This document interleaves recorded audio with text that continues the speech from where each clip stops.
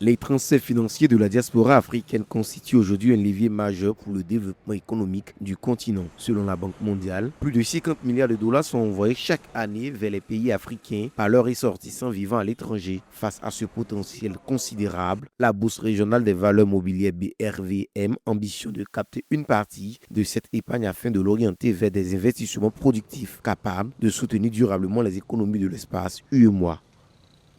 Au sein même de l'UEMOA, on constate que des pays comme le Sénégal, qui ont une très forte diaspora, qui transfèrent près de 2400 milliards de francs CFA dans leur pays d'origine. La Côte d'Ivoire n'est pas en reste.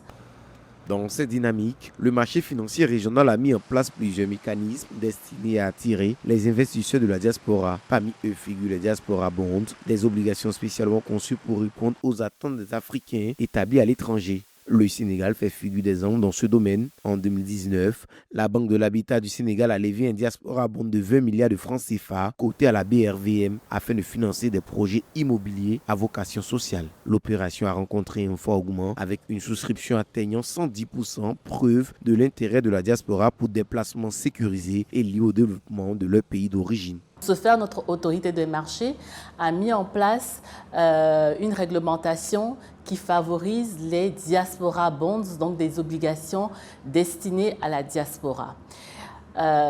Cette réglementation existe et on a même un cas qui fait école, pour me référer toujours au Sénégal, où la Banque de l'Habitat, en 2019, a coté son diaspora bond à la BRVM.